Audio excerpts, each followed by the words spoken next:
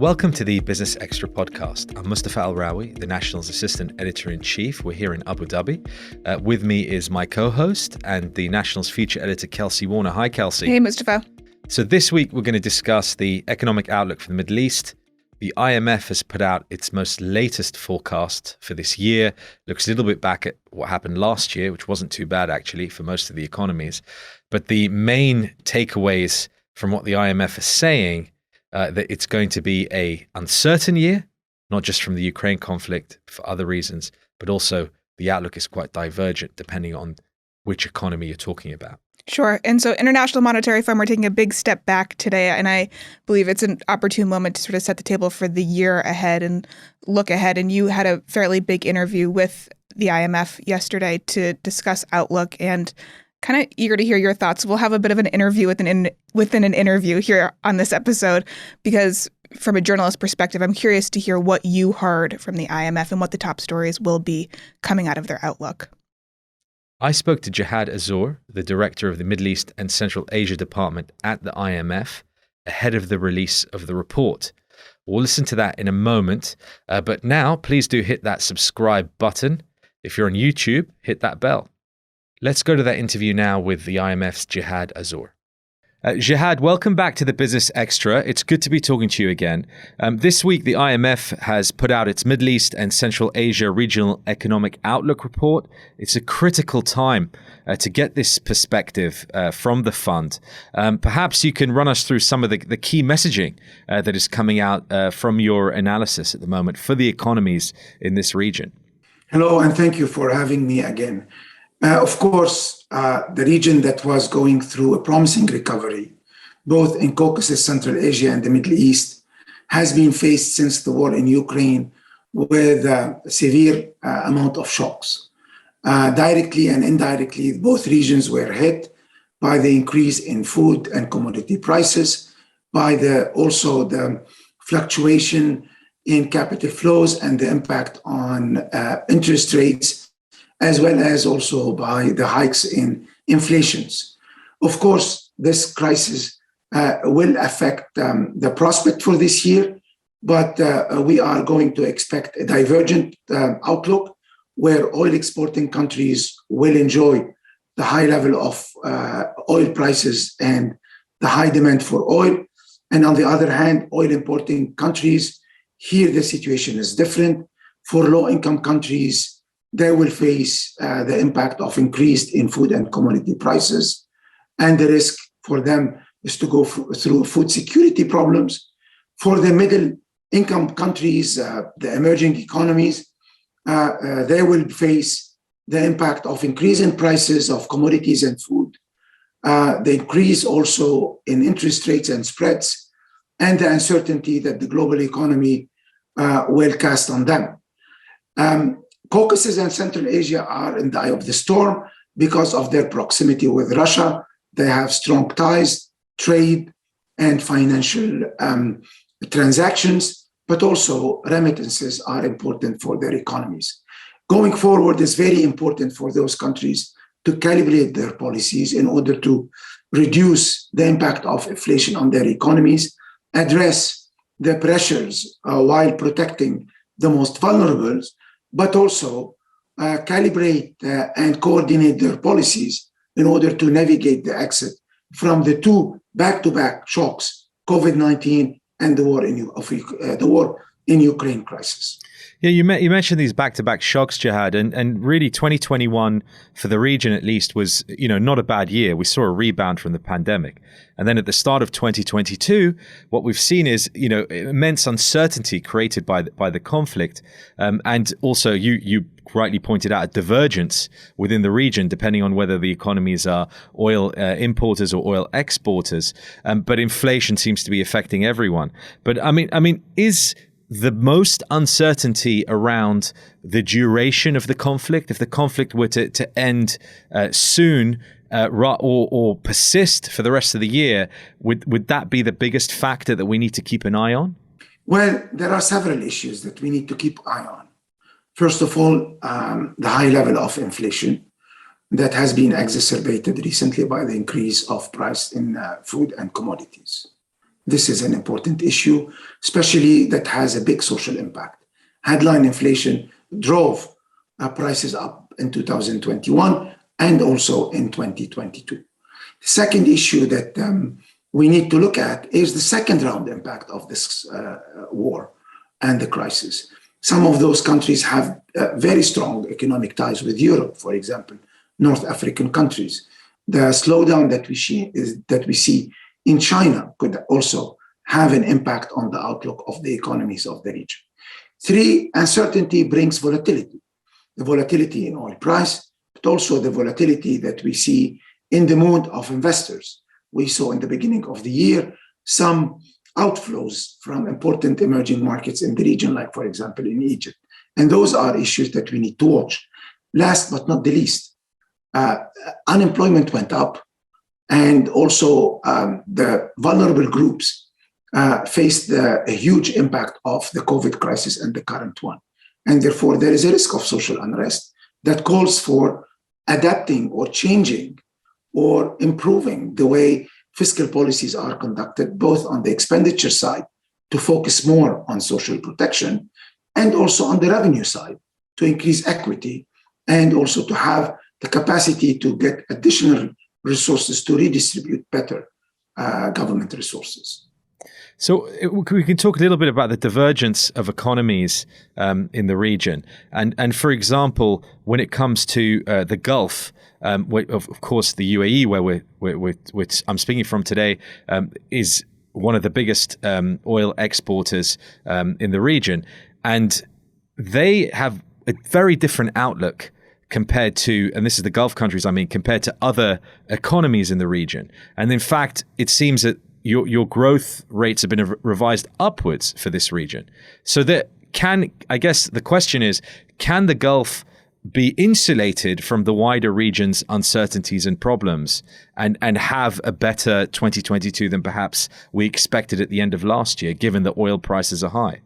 Well, I think it's maybe important to understand how the recovery took shape.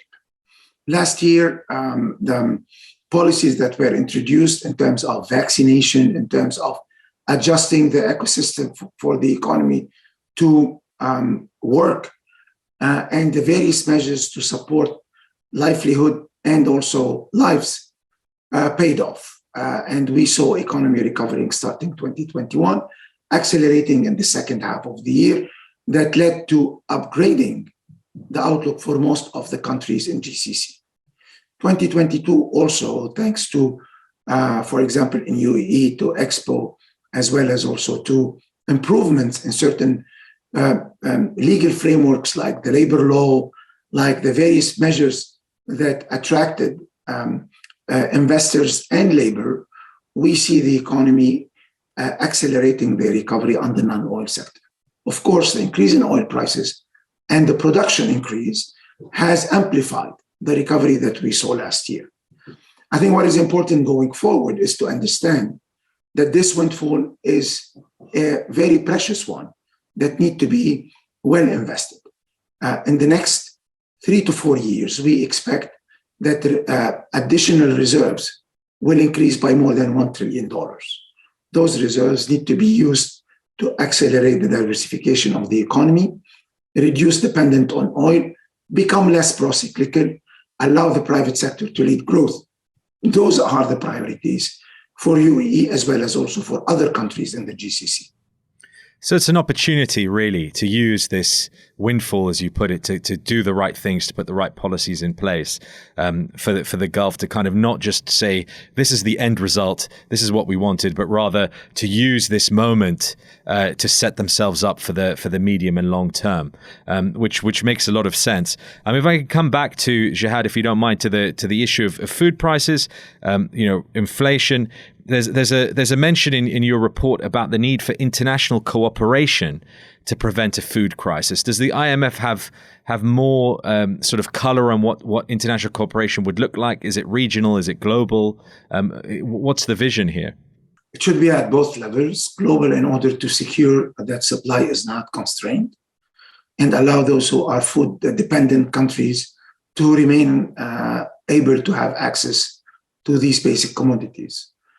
Cooperation is also very useful to reduce the impact of uncertainty on prices of those basic commodities.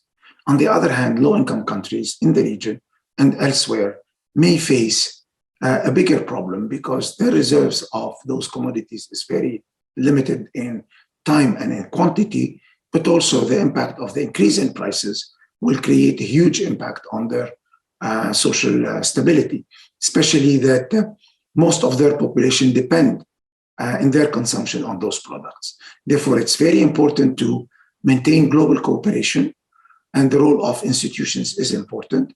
It's very important to provide also support to countries who need it.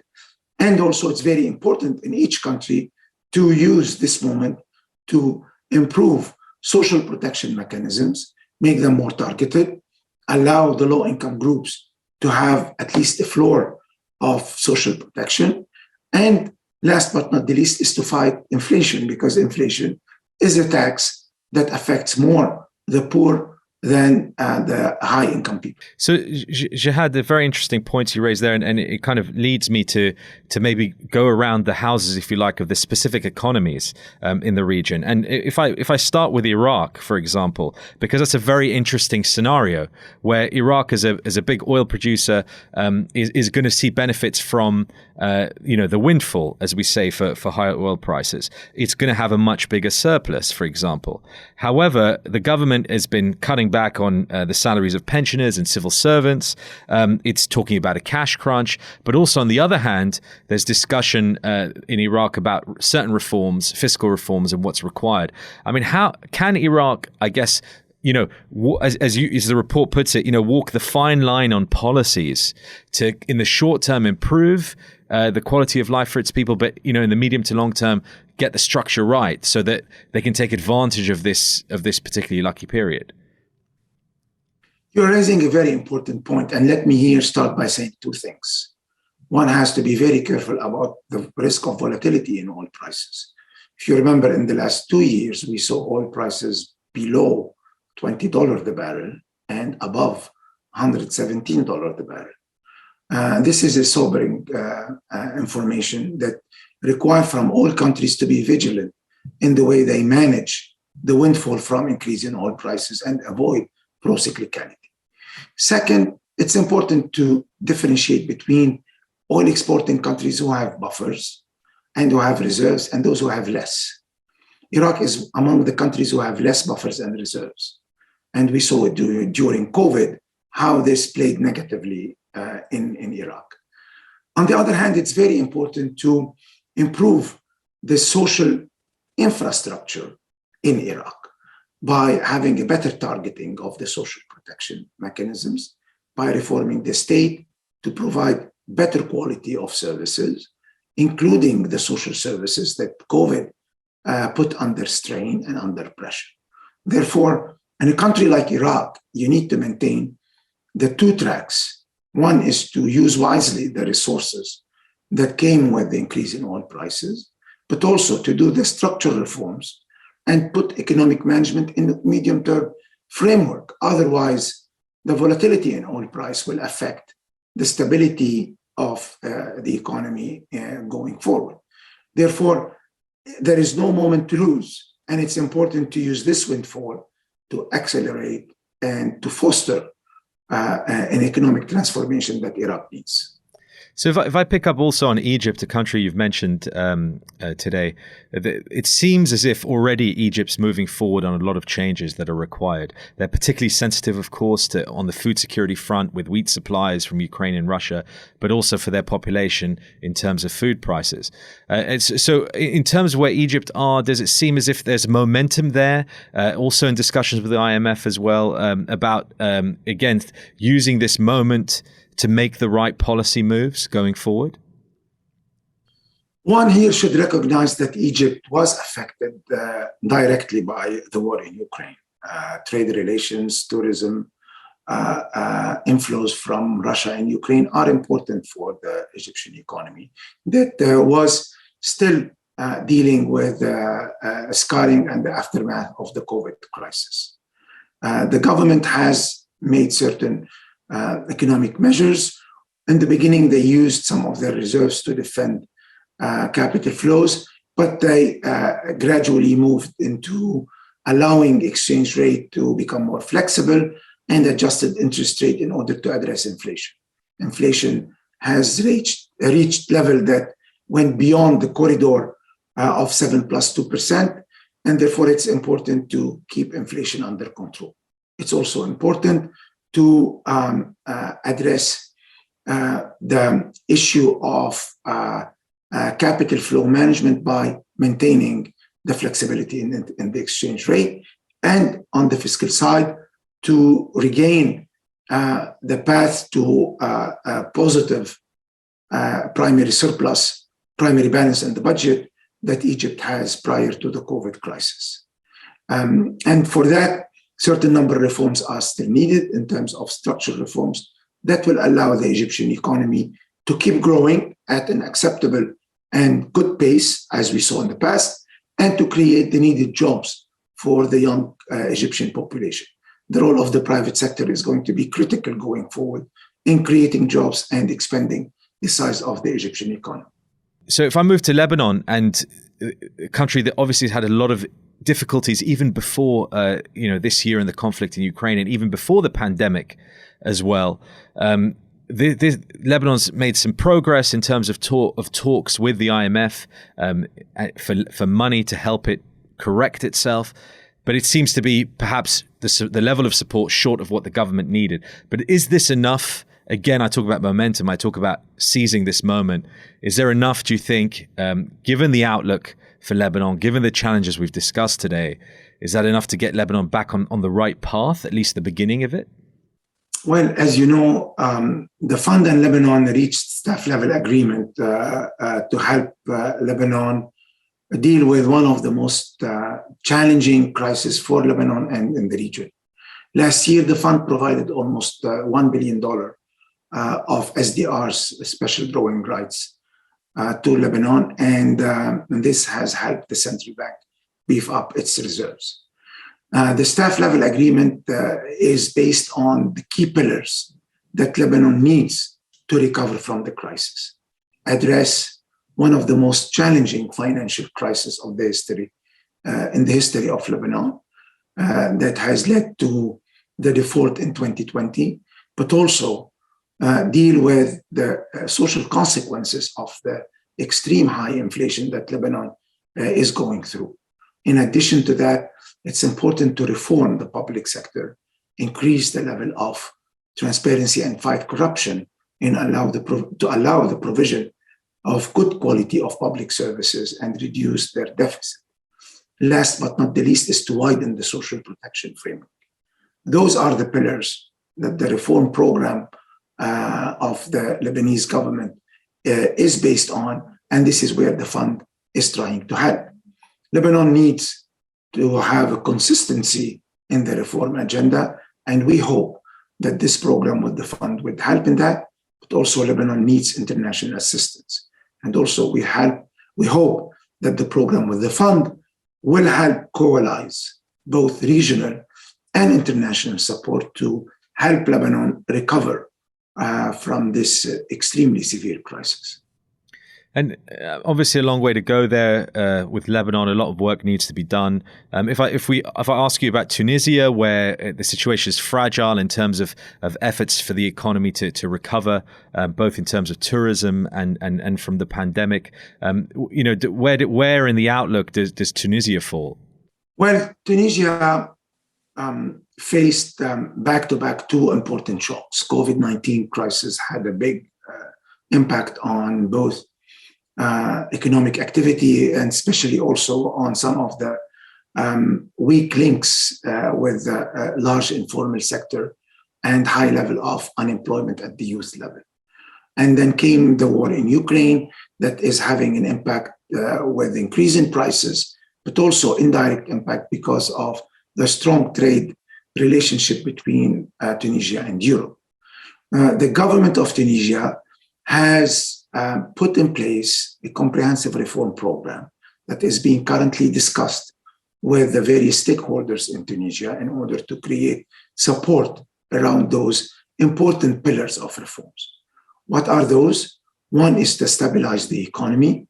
by addressing the impact of inflation, and especially by reducing the impact of increasing prices on the low-income parts of the population, reform public sector to make it more agile and supportive to a strong recovery, and reduce the size and the weight of the public sector on the shoulder of the economy, but also is to reform state-owned enterprises to make them more productive, job creating, and attracting FDIs. The fund is in constant discussion with the authorities, and a mission visited Tunisia recently, and we had very good discussions during the spring meetings that we will continue in the weeks to come with both the central bank as well as also with the government. So, Jihad, if I can finish perhaps with a bigger question here. I mean, we've talked about, the uncertainty, the divergence in economies. We've talked about the different challenges, but also the opportunities, of course. I mean, this is a chance with international support for many economies to get on the right path for the future. But essentially, I have to ask you, these multiple crises on top of crises that the region has gone through, are we really building resilience here? Is this something that's going to set us up for the future, or are we just being held back by situations beyond our control year after year? I mean, are you an optimist, Jihad, still at this point? Well, of course, crises erode resilience and have an impact on the weak links in economies. And some of the countries were already, prior to the COVID shock, facing certain number of challenges. But also crises are opportunities. And we saw during COVID, many countries in the region stepped up and were able to address the impact of the shock on lives. They were able to accelerate vaccination, and through some of the policy measures that they were introduced, in addition to saving lives, they were able to recover fast, as we saw last year. And many of them were planning for strong recovery and transformative recovery in the future. Of course, there are more challenges today, but those challenges also will call for additional reforms. What type of reforms are needed today? One is to transform the social protection system, to be more targeted, to allow those who are in need to receive the support of the state, and reduce the leakages that could happen when you have untargeted type of support, like when you support energy or gasoline. Also, to move into opening up through reforming SOEs, for example, economies for additional investment, benefit from the change in the supply chains and what several countries in the world are doing today to diversify their sources of supply to allow the regions, the countries in the region, to be more attractive. Last but not the least, there are transformative reforms that are needed. Energy transformation, investing in climate issues, investing in technology, reducing the level of informality. That was one of the main weaknesses during COVID crisis. All those are steps in the right direction. The priorities should be very clear.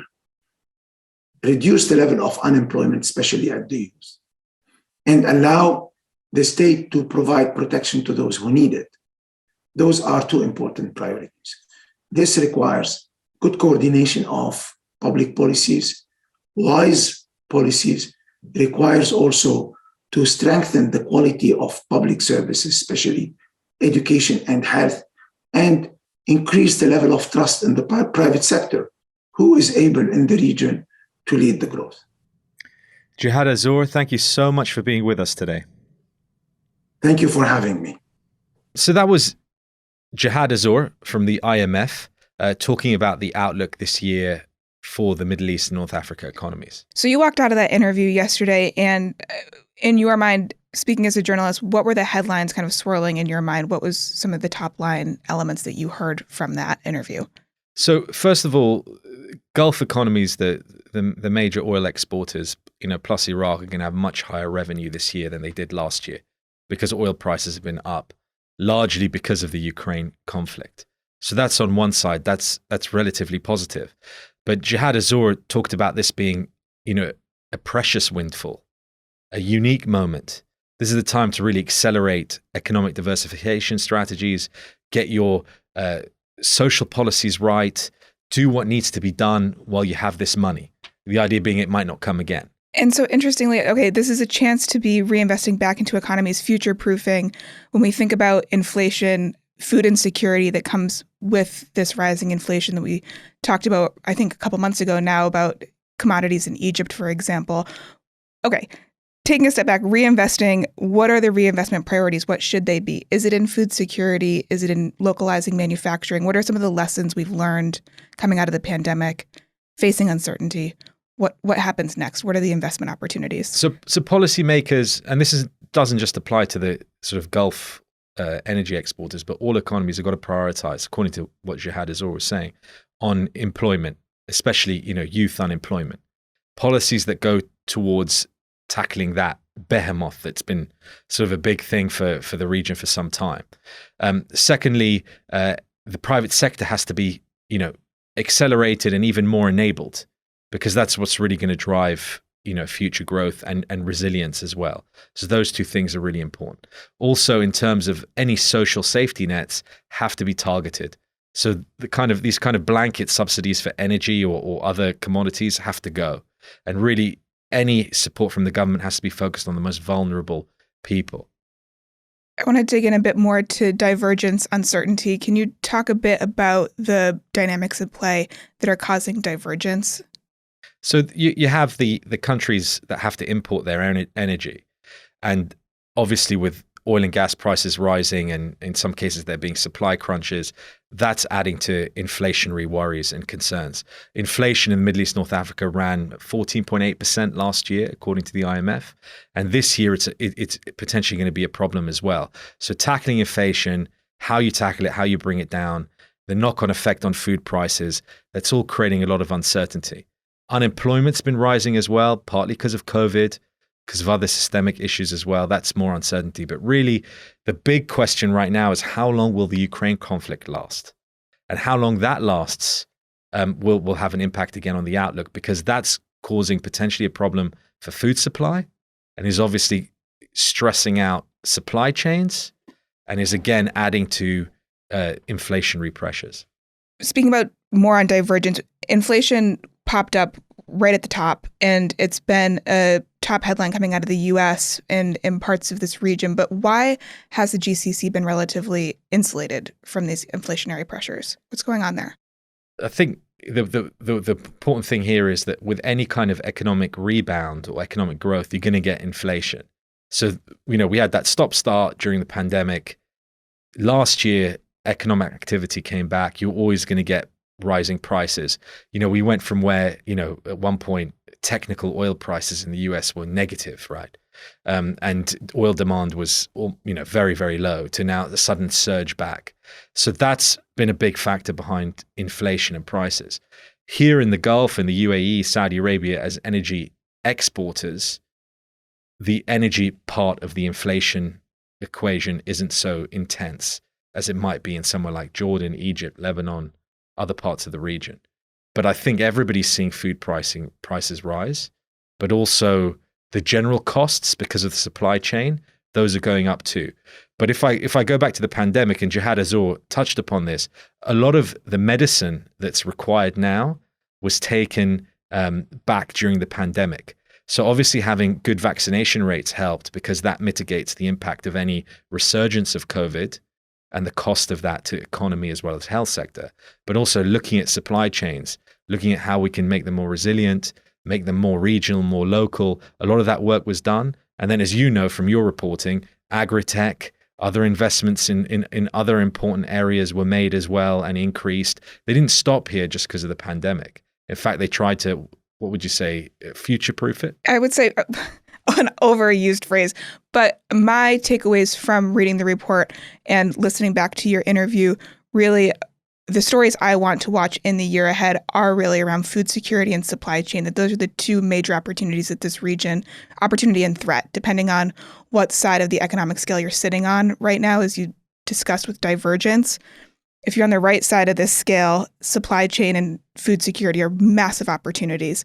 If you're unlucky and on the wrong side of this scale, they're massive humanitarian threats. And so I want in our reporting going forward we're going to be focusing on solutions, where are the investments being made around ag tech, food security, and also localizing supply chain and smart manufacturing, which we're seeing here in our own backyard, but where is this happening elsewhere, and how can we be bringing the region closer together? Because divergence, that's always a scary concept. Kelsey, thanks so much. Good to be here. That's it for today. Thank you for joining us. All that remains to thank our production team and ask you to join us again next time.